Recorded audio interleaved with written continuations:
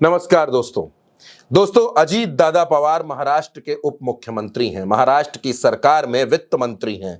अपने चाचा शरद पवार की पार्टी को उन्होंने तोड़ा था। पार्टी दो धड़ों में बंट गई। मामला कोर्ट तक पहुंचा। उसके बाद दो एनसीपी बनी, एनसीपी एपी और एनसीपी एससीपी, यानी कि एनसीपी अजीत पवार और एनसीपी शरद चंद्र पवार। लेकिन अजीत पवार की पार्टी को एक बड़ा झटका लग गया है। अजीत पवार की पार्टी के विधायकों ने अजीत दादा का साथ छोड़ दिया है और यह घटना हुई है दोस्तों नागालैंड में। दरअसल नागालैंड में 2023 में विधानसभा चुनाव हुए थे। उस विधानसभा चुनाव में जो नतीजे आए थे उसके मुताबिक नेशनलिस्ट डेमोक्रेटिक प्रोग्रेसिव पार्टी यानी कि एनडीपीपी ने 25 सीटें जीती थी। भारतीय जनता पार्टी ने 12 सीटें जीती और एनसीपी ने 7 सीटें जीती। इसके अलावा नेशनल पीपुल्स पार्टी यानी एनपीपी को 5 सीटें मिली। निर्दलीय 4 सीटें थी। अब यहां पर जो नागा पीपुल्स फ्रंट है यानी एनपीएफ और लोक जनशक्ति पार्टी रामविलास, उन्होंने 2-2 सीटें जीती। जनता दल यूनाइटेड और Republican party of India Athawale यानी कि आरपीआई ए को भी 1-1 सीट मिली। लेकिन अब इसमें से जो अजीत पवार की पार्टी है तब एनसीपी जो है वो एनसीपी टूटी नहीं थी और उस एनसीपी ने 7 सीटें वहां जीती, 7 विधायक थे। लेकिन जब एनसीपी टूटी तो वो 7 विधायक अजीत दादा के साथ खड़े हो गए। नागालैंड की स्टेट यूनिट ने तय किया कि हम शरद पवार के साथ ना जाकर हम अजीत पवार के साथ खड़े होंगे और वो 7 विधायक अजीत पवार के हो गए यानी कि एनसीपी एपी के हो गए। और अब इन्हीं 7 विधायकों ने बगावत कर दी है।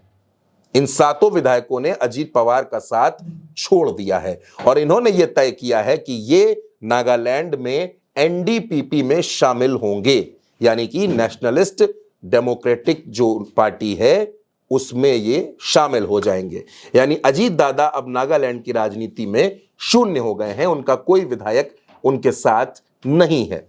अब अजीत पवार की पार्टी में इतनी बड़ी सेंधमारी आखिर हुई कैसे? इतनी बड़ी जो तैयारी के साथ उन विधायकों ने साथ छोड़ा, यह झटका अजीत पवार को कैसे दिया गया? इसकी रणनीति कैसे बनी और कौन पर्दे के पीछे है, कौन पर्दे के सामने है? दोस्तों, अजीत पवार महाराष्ट्र की राजनीति में वो हैं जो 5 बार महाराष्ट्र के डिप्टी सीएम बन गए लेकिन आज तक मुख्यमंत्री ना बन पाए। महज मुख्यमंत्री बनने के लिए उन्होंने चाचा की पार्टी में बगावत कर दी, इधर उधर हो गए।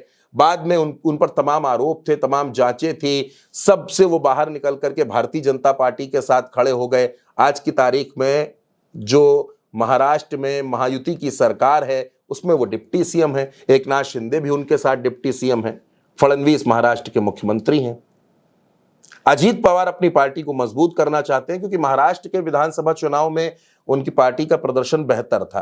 तो अजीत पवार को लगता है कि अगर तरीके से मेहनत कर ली जाए तो पार्टी मजबूत हो सकती है। लेकिन चले तो थे पार्टी के संगठन को मजबूत करने के लिए, यहां विधायकों ने साथ छोड़ दिया। 7 विधायक, दोस्तों आप सोच सकते हैं नागालैंड जैसे स्टेट में अजीत पवार और शरद पवार की पार्टी चुनाव जीते और आज अजीत पवार के सारे विधायक उनका साथ छोड़कर दूसरी पार्टी में जाकर शामिल हो जाएं तो ये अजीत पवार के लिए किसी झटके से कम नहीं है। और वो अजीत पवार जो अपनी पार्टी को बहुत मजबूत करना चाहते हैं, बहुत आगे लेकर जाना चाहते हैं, अब उनको ये सोचना होगा कि उनकी पार्टी लगातार क्यों कमजोर हो रही है, क्योंकि झारखंड में भी एनसीपी अजीत पवार बड़ा कमजोर हो गई, बड़ा झटके उसको भी वहां लगे थे।